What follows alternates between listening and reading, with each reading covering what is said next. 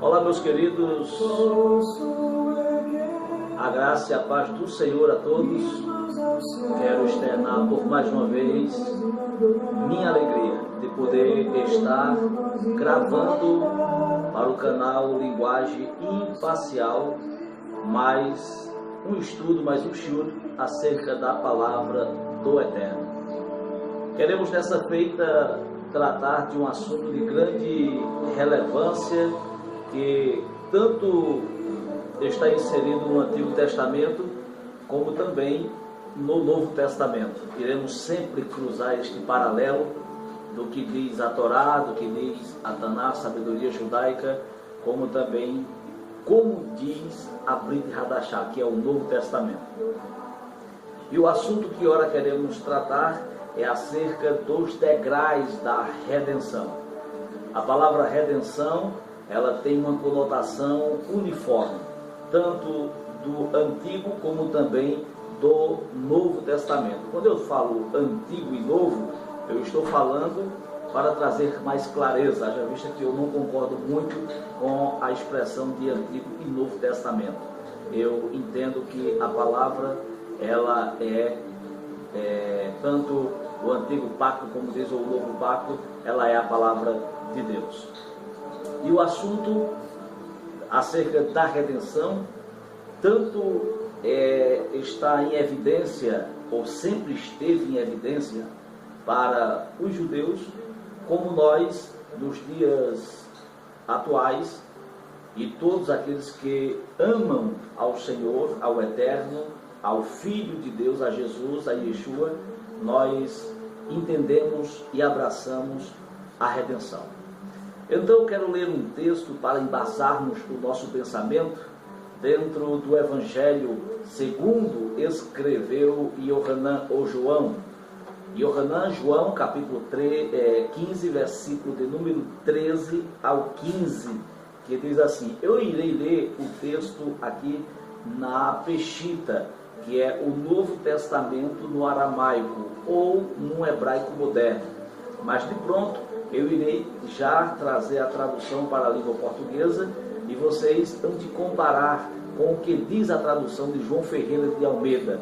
E nós vamos ver que o sentido é o mesmo, certo? Algumas pessoas às vezes querem degredir o Novo Testamento, principalmente os simpatizantes do judaísmo e alguns judeus que desprezam a Brit Hadashah, o Novo Testamento, querem degredir. E em breve estaremos trazendo um shiur, um estudo tratando acerca do Messias, acerca do Mashiach, ou Mashiach. Muito bem, diz assim a expressão do texto sagrado. Isso aqui é dizendo Yeshua, Jesus.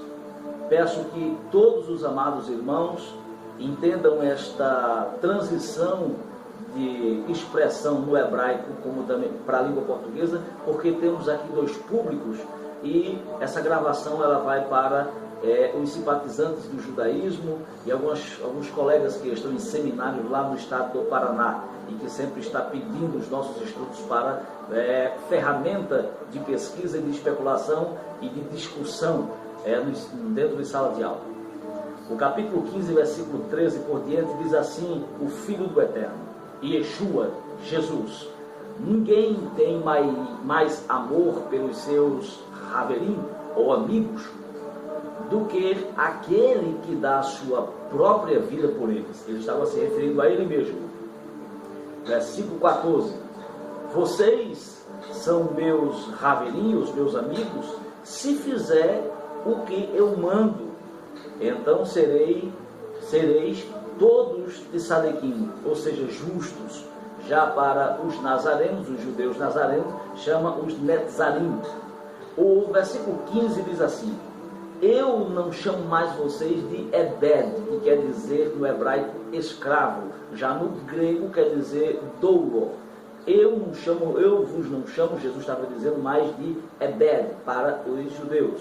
Eu não chamo mais de doulo para os gregos, pois o Ebed, ou o dolo, ou o escravo, como queira, ele não sabe o que faz o seu Raboni, ou o seu mestre. Porém, Mas eu vos chamo de Haverim, eu vos chamo de amigo, pois tenho dito a vocês tudo o que ouvi de meu Pai Elohu, que está no céu. A palavra céu, aqui na Peshita, ela está dizendo ao Etzilut, que é o céu ou o mundo do eterno. Queridos, essa expressão de Yohanan, de João, está sendo enfática acerca de de duas posições que a teologia a chama de degraus da redenção. Esses degraus, eles são de forma temporária, e o mais importante é que só existe no degrau da redenção três. Esses três degraus também a sabedoria judaica comunga, ou a teologia, vamos dizer assim, comunga, porque a sabedoria judaica é a primeira. Ela comunga com a sabedoria judaica. Em especial, o Midrash e a Kabbalah fala muito bem sobre isso. Porém, quando nós lemos o livro de Vaikra, ou o livro de Levítico, que está na Torá, no capítulo 25, versículo 8 por diante, nós vemos ali a festa, o ano do jubileu. Porém, iremos ler alguns versículos, mas não iremos nos prender na leitura, porque para não ficar extenso o nosso vídeo. O versículo de número 8 diz assim: contem, isso aqui está no hebraico, a Torá no hebraico, e já irei traduzindo para o português. Versículo 8 do capítulo 25 de Vaikra, ou Levítico: contem 7 semanas de ano, isso é 7 anos vezes 7, o que dá um total de 49 anos. Então, no dia 10 do 7º mês, que é o dia de Goi, que é o dia do perdão Goi no hebraico, mandem um homem tocar shofar, ou trombeta, ou chifre de carneiro, para todo o país de Israel. Pois esse ano que vem, depois de cada 49 anos, é o ano do Kadosh,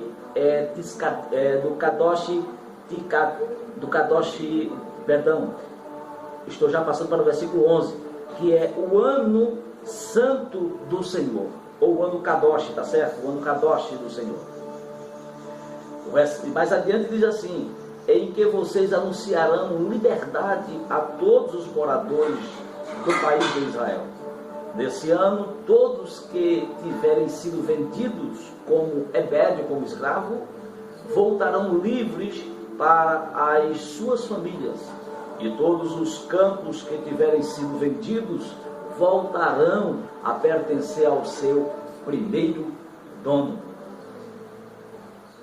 O livro de Vaikra é conhecido e denominado como o livro do Código Penal de Israel, aonde o próprio Hashem, o próprio Deus, conforme diz a Kabbalah, exortou e mandou Moisés escrever nas páginas seletivas inerrantes da Torá, e ficou como estatuto do povo de Deus. E esse estatuto, ele deveria ser cumprido. No livro, como já falei, no capítulo 25 de Levítico, fala claramente o código, ou um dos códigos penais, ou um dos códigos penal de Israel, que era a ordenância acerca da libertação, que tem uma conotação judaica de redenção. Porém, no Antigo Testamento, no Antigo Tempo, a Bíblia nos mostra dois tipos, ou dois degraus da redenção. E nós iremos nos deter aqui acerca do que acontecia no Antigo Tempo. Essa libertação, ela era real, ela era literal. E os tipos de escravo de ebed era quando alguém estava falido. No capítulo 25 e versículo 25 vocês vão ver isso, que era o escravo ou ebed por débito. Tínhamos também o outro tipo de escravo, que está no verso 35, que era o ebed por falência. O ebed por débito, só dando luz e clareza, eram aquelas pessoas que deviam a determinadas pessoas e não podendo pagar, ela iria servir ou iria trabalhar como escravo até o ano do jubileu. E o ano do jubileu, ele era ressarcido com o que foi tomado e também ele retornava para o seio de sua família. E quando fosse de grau de parentesco, o próprio Eterno mandou Moshe ensinar que eles deveriam tratar eles como um estrangeiro, ou seja, para que ele pagasse o débito, mas todavia de forma especial, porque era através do nível de gravidade que ele estava servindo como ebed, como escravo, ou o tipo de punição. O verso 35 mostra já o por falência, que era um tratamento que o próprio Eterno mandava receber ele e dar de comida a ele. Porém, aquela pessoa, quando estava falida ou declarava falência, ela própria conduzia a sua família para tal pessoa e iria servir naquela fazenda ou naquela aldeia, naquele povoado, naquela cidade, a determinadas pessoas. E quando fosse no ano 50º, após 7 anos sabático, quando fosse nos 50 anos, que era o ano 50º, era comemorado o ano do jubileu, que era onde tocava e realizava a festa das trombetas, comemorando o ano da libertação. Era um momento áureo, digo, para os judeus que estavam como escravos. Porém, havia também outro tipo de escravo, que era o escravo por derrota. Era no versículo 40 do capítulo 25, mostra claramente que isso acontecia de forma natural. Por exemplo, quando o exército travava uma guerra com uma outra nação, quando era derrotado, o exército perdedor era conduzido, era escolhido pelo rei, ou pelo oficial, ou pelo comandante do exército da nação vencedora, que conduzia os melhores guerreiros para ficarem como escravos servindo a sua pátria vencedora. Assim aconteceu com os valentes de Davi. Isso mostra claramente que eram soldados vencidos na guerra, que estavam agora a serviço do rei de Israel, Davi, e prestando seu serviço ali como escravo à pátria de Israel. Mas isso iremos agora parar um pouco e nós vemos como eram os tipos de ebed, de escravizão dentro do antigo tempo. E nós iremos também agora relembrar e citar como era e que acontecia toda essa trajetória de degraus da redenção no antigo tempo. A sabedoria judaica nos mostra o Midrash que quando aquela pessoa que estava como escravo na casa do rei ou na casa de um homem, servindo como escravo, e ele dedicava-se toda a sua vida dentro dos 50 anos, aquela determinada pessoa, ou até que aparecesse um libertador para o resgatar, aquela pessoa, quando declarava fidelidade ao seu Senhor e chegava no ano do jubileu, que era o ano 50º, era posto 3 pessoas sentado em uma mesa diante de uma praça pública, e se fosse numa fazenda, no pátio de uma fazenda, isso a cultura judaica mostra, e era chamado ou um sacerdote, o representante do Eterno, era convidado um juiz que era um nazireu de Deus, e do outro lado sentava-se o dono ou o senhor daquele escravo. E quando chegava o dia da euforia, conforme diz no livro de Vaikra em Levítico, que havia carta, no capítulo 26 por diante, que havia o fogo ou carta de euforia, isso era facultado espaço para que aquele escravo, quando fosse receber, se ele estava sendo de acordo e comprovando e justificando a sua saída. E quando aquele escravo recebia a sua carta de euforia, e ele expressava voluntariamente, dizendo: eu trabalhei, paguei meu débito, mas porém eu não tenho para onde ir, e acima de tudo o meu Senhor me tratou de forma especial. Aquele senhor que estava do lado ouvindo a expressão do escravo, ele estava dizendo diante de todos os convidados e diante do sacerdote e diante de um juiz que era o nazireu, que ele estava desejoso de ficar, de permanecer dentro da casa do seu Senhor. Se o Senhor que estava sentado levantasse e expressasse também a aceitação, ele dizia: eu também o aceito na minha fazenda, porque você foi um servo ou um escravo fiel.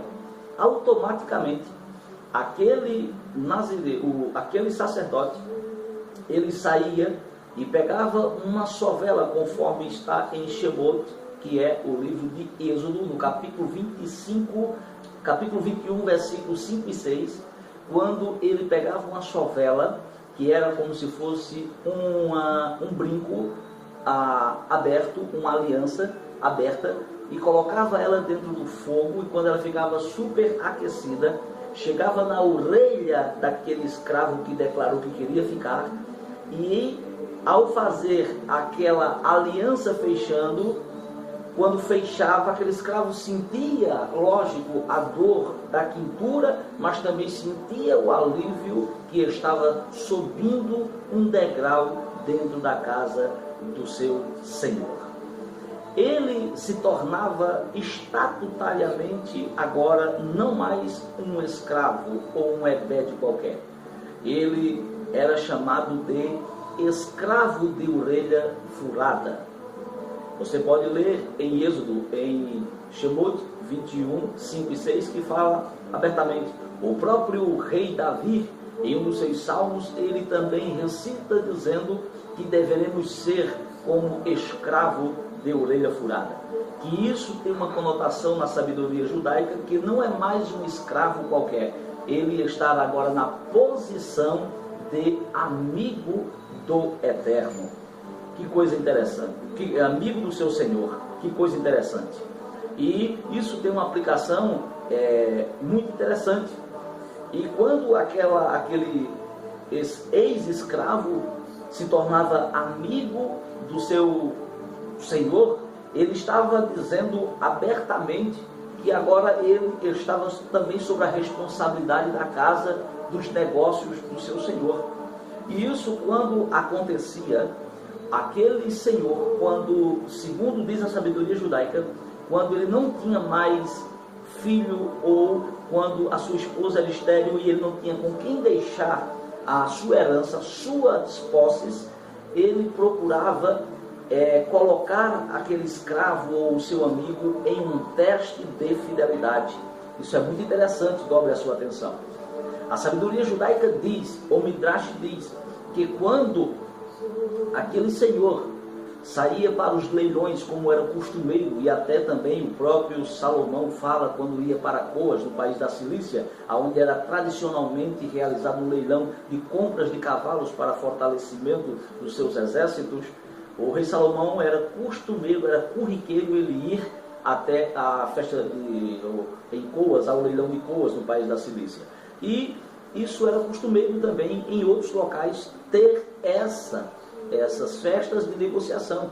E quando ia, o seu senhor sempre ia levando dinheiro para fazer as suas compras e trocas de animais. E quando eles iam, sempre os valores iriam de posse de alguém de confiança, que era sempre um escravo de orelha furada ou um amigo do seu senhor. E diz a sabedoria a sabedoria judaica, que quando eles iam ou iam retornando, era arquitetado um plano para um teste de fidelidade. Em um local específico, em um lugar ermo, se agrupava algumas pessoas, amando do Senhor e dos demais que estavam cientes nesta jornada, para que postassem, para que ficassem atentos que o seu amigo estava sendo posto em um teste. Ou seja, quando eles viam, era uma simulação de um assalto ou de uma tentativa de homicídio. Isso mesmo, uma tentativa de homicídio. É onde eles paravam, havia muitos assaltos naquelas estradas, isso era corriqueiro. E quando eles, no lugar estratégico, estavam passando, abastecido e levando consigo dinheiro, levando consigo pertences e especiarias caras que eram compradas no leilão ou que eram trocadas, aquelas pessoas encapuçadas porque o escravo ou o amigo não poderia saber quem era, davam uma voz de assalto ou uma voz do que iria assassinar aquele senhor. E naquele instante, aquele escravo de orelha furada, ele pegava, pulava à frente, ele dizia: eu quero que vocês primeiro me mate do que você tocar no meu Senhor, no meu amigo. Ele, quando tomava a frente de dar a sua vida pelo seu Senhor, ele estava sendo aprovado no teste de fidelidade. Tinha uns, é bem verdade, que quando era na hora da tentativa, ele fugia e deixava o seu Senhor. Lógico que existia. Então ele não era digno de subir ao segundo degrau na casa do seu Senhor. Ele não era digno de subir, digo, ao terceiro degrau da casa do seu Senhor. Quando ele era aprovado, eles saíam em disparada nos seus cavalos e deixava agora somente o seu senhor e o seu amigo ou o seu escravo de orelha furada, do qual eles iam conversando sobre o que tinha acontecido. E ao chegar lá na fazenda, lá na aldeia, na cidade, onde quer que seja, ou se fosse um rei, no seu palácio, estava já tudo preparado na virada do dia, o mesmo divã, a mesma mesa, sentado estava o sacerdote com o juiz, o novilho cevado, músicas e danças e bebidas e vinho, simbolizando a alegria para comemorar o ato de fidelidade. E quando aquele escravo entrava, ficava pasmo, dizendo: outra festa? Sim, outra festa, dizia o seu senhor. E quando chegava diante do nazireu, aquele juiz olhava e dizia: a partir de hoje, o seu senhor quer fazer um discurso perante todos. E isso, a sabedoria judaica diz que o Senhor tomava a fala e dizia: eu vinha em um determinado local, e ele relatava que aquilo ali foi só uma armação para testar o ato de fidelidade ou a postura de fidelidade daquele escravo. E ele dizia abertamente, aquele senhor: a partir de hoje, eu não quero mais tratá-lo como meu amigo, porque hoje ele galga, ele sobe mais um degrau aqui dentro da minha casa.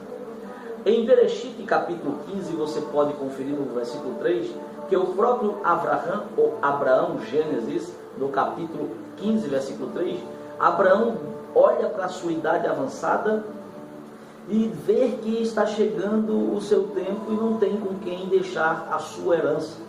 Até que ele olha para o mais velho e o seu amigo de confiança, e ele iria adotar aquele homem como seu filho por adoção. Até que o Eterno, o Kadosh Baruch Hu, bendito seja o seu nome, repreendeu a Abraão e chamou Isaque, e ele chamou Abraão e disse que das suas entranhas iria nascer o seu filho, do qual foi Isaque. Isso era um estatuto que todos deveriam cumprir. E o ponto culminante que sacramentava aquela adoção era quando o sacerdote pegava um cutelo ou uma faca, cortava o pulso, a pele, deixe-me retificar, só a pele do pulso do escravo em forma de ser, chegava no seu senhor, cortava também a pele ao contrário em forma de ser, e ambas juntando era uma aliança de sangue perante o sacerdote e o juiz, aonde o nazireu ele assinava e dizia: a partir de hoje você não é mais escravo de orelha furada, você não é mais só amigo do seu senhor, você agora é filho dele com direito a toda a sua herança. Isso, a sabedoria judaica, ela é muito rica e enfática dentro desses pormenores, desses estágios, conforme diz os judeus, na redenção. Só que essa redenção, ela tinha uma conotação de convivência literal, adoção literal da pessoa, daquele ex-escravo, ir para dentro da casa do seu senhor agora e ser adotado como filho.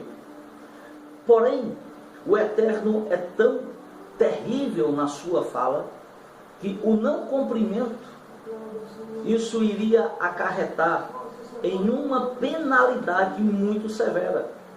Isso está no livro de Vaikra, ainda em Levítico, capítulo 26, verso 16, diz assim: então, isso se não cumprir, então eu, disse o Eterno, os castigarei, mandarei desastres e doenças e febres que abalarão ou que abalam a saúde e que enfraquece o nefs, que é o corpo. Não adiantará nada, nem semeie nos campos, pois se semear, eu permitirei que os inimigos comam das suas colheitas. Isso é uma ordem estatutária e o não cumprimento.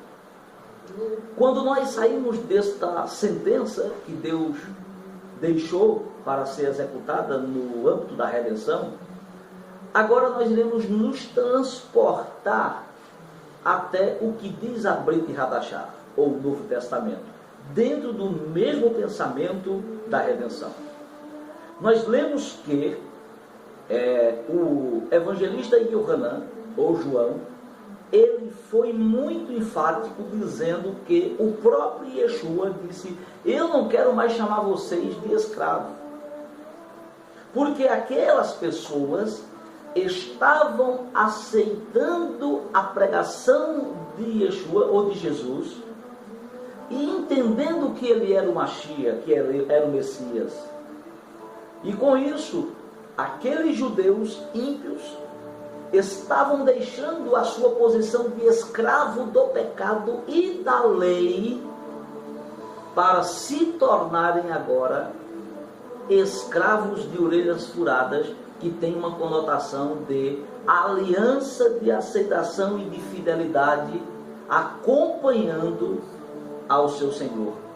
Ou seja, enquanto Jesus convida todos os que aceitavam a sua pregação, eles saíam da posição de Ebed, de escravo, e se tornavam amigos dele. Isso nós vimos claramente na leitura. Ele diz, vou ler por mais uma vez, versículo 13: ninguém tem maior amor pelos seus raverinhos, seus amigos, olha aí, do que aquele que dá a sua própria vida. Ele estava dizendo para ele estava se referindo a ele mesmo. Versículo 14, ele diz: vocês não são mais escravos, vocês agora são meus amigos. Por quê? Porque eles estavam abraçando a pregação de Jesus Cristo. E isso mostra o nosso estado de pecado para se tornarmos agora amigos. E isso aconteceu, ou o estágio, ou o segundo degrau de amigo, até o momento de que Jesus estava aqui na terra. Lembra do que eu falei, segundo diz o Midrash? Aquele amigo, ele só se tornava um filho ou por adoção se ele passasse num teste de fidelidade e que ele iria agora se submeter a uma aliança de sangue. Porém, o Rabino Shaul, ou apóstolo São Paulo, ele diz que nenhum de Abraão até aquele momento de Yeshua ou de Jesus, nenhum cumpriu, ou todos negligenciaram o teste de fidelidade. Quando o próprio Eterno disse para Yohanan, ou para João Batista, dizendo: esse é o meu bem, o meu filho, ou o bem de Hashem, o meu filho, em quem eu me comprazo. A palavra me comprazo no hebraico, ela tem uma conotação de confiança. Ele estava dizendo: todos pecaram, e Shaul, do Paulo, falou mais lá na frente. Ele estava dizendo: nesse aí eu posso confiar. Aleluia! Louvado seja o nome do Senhor Jesus Cristo. E ele executou a obra redentora e fez uma aliança de sangue no Gólgota, cumprindo o teste de fidelidade. Ou ele estava dizendo: a partir de hoje, nenhum teve a capacidade de cumprir e ser fiel no âmbito da redenção da alma, mas porém eu, eu irei executar. Ele foi o Corvã, ele foi o Cordeiro substituto, ele executou a obra redentora, que ela é eterna. E neste momento, após a morte de Cristo, todos aqueles que estão dentro do âmbito soteriológico, como diz a teologia, eles, e como diz também a sabedoria judaica, quando estamos na posição de justo, de justificado, os tessadequins, nós estamos agora na posição de sairmos deste ambiente ou deste degrau só de amizade com o Eterno e nos tornar filho de Deus. E como é que isso pode acontecer? Vamos primeiro lembrar quem você era, quem eu sou. Quem você era e quem eu era, e quem você é e quem eu sou. Paulo, o apóstolo São Paulo, escrevendo aos Romanos, no capítulo 6, verso 17, ele diz que: mas damos graças ao Eterno, porque vocês que antes eram ebed ou escravo, agora já obedecendo a todas as coisas nos vossos corações, que são verdadeiras, vocês, porém, saem da posição de escravo. E o Hanan, ou João, no capítulo 8, versículo 34, e disse Yeshua a eles: eu afirmo a vocês que isto é verdade, que quem é ebed do pecado. Ele estava dizendo que era todo aquele que pecava, era escravo do pecado. Que o pecado, ele vem da mentira, e o pai da mentira é Satã. E nós saímos da posição de escravo para nos tornar agora ebed de Hashem, ou filhos de Deus. E isso mostra ainda João, ou Yohanan, no capítulo 1, versículo 11 e 13, para nós concluirmos a nossa reflexão. Ele diz: aquele que é a palavra, dizendo que é Jesus, Yeshua, veio para o seu próprio país de Israel, mas o seu povo não o recebeu. Verso 12: porém, alguns creram nele e o receberam, e antes ele deu o direito de se tornar ebed de Hashem, ou filhos de Deus. Versículo 13: eles não se tornaram filhos de Deus pelos meios naturais, isto é, não nasceram como nascem os filhos de um pai humano. O próprio Deus é quem foi o pai e quem é o pai deles, ou nosso pai. Bendito é o nome do Senhor para sempre. Isso, amados, nós podemos observar a amplitude, a magnitude que nós estamos nesse mundo de Assirrar. Esse mundo de Assirrar, conforme diz a sabedoria judaica, é o mundo da inclinação do Etzirará. É a inclinação para o pecado, para o mal, onde Satã ele está no domínio de toda a administração na questão do que se diz respeito ao sistema. Mas, porém, ainda o Rian Hakor, que é o Espírito Santo, ele ainda fala dentro do Neshamar, que é o espírito do homem. Ele tem ainda um compromisso com os Tessadequins, com a igreja do Eterno aqui na terra. E eu quero vos dizer que nós não estamos mais no âmbito dos degraus da redenção como escravo de Satanás. Nós fomos postos em um leilão do Gólgota, e o próprio Eterno, através do seu sangue, executou o pagamento dos nossos débitos. E nós somos propriedades exclusiva do Eterno, exclusiva de Deus, em Cristo Jesus, o nosso Senhor. Aleluia! Nós temos um valor muito grande. Por isso que em meio aos embates, as intempéries, as dificuldades, a etzirará, ou a inclinação do pecado que está dentro de nós, quando isso fica tendencioso, nós temos que refutar e entender que somos e estamos sujeitos até cometer, mas nós temos que nos prender que nós não somos mais ebed ou escravo, nós somos ben de Hashem, nós somos filhos de Deus, nós temos estatutariamente garantido por esse estatuto que é a palavra, que é o próprio Yeshua, que um dia se personificou-se em homem, em nefes aqui na terra, ou em corpo, para executar a obra da redenção. E isso, tanto a Tanar, a Brit Hadashah, como também a sabedoria judaica, o Midrash, a Kabbalah, o Talmud, tudo isso está arrolado ou em junção de forma uníssona acerca da corroboração que nós temos o direito de vida eterna, porque nós somos filhos de Deus. Levante sua cabeça que você não é um miserável. Levante sua cabeça que você não é um desgraçado. Você é filho do Eterno, conforme nós repetimos aqui por várias vezes. Isso não é mérito seu. No antigo tempo, e conforme diz o Midrash, a sabedoria judaica, aquelas pessoas se tornavam filhos por adoção daquele Senhor, pelo mérito de fidelidade. Mas a Bíblia diz que olhando para a terra não viu um justo sequer, não viu um só que quer, não viu nenhum tzadekim, mas ele enviou aquele que é justo, ele enviou aquele que é eterno, e ele executou no meio do seu lugar a obra redentora. Que Deus em Cristo nos ajude, porque nós temos o direito de vida eterna, porque nós somos filhos de Deus. Exalte a Deus, seja grato ao Eterno por tudo, em nome de Jesus, de Yeshua HaMashiach. Deus abençoe e a paz do Senhor.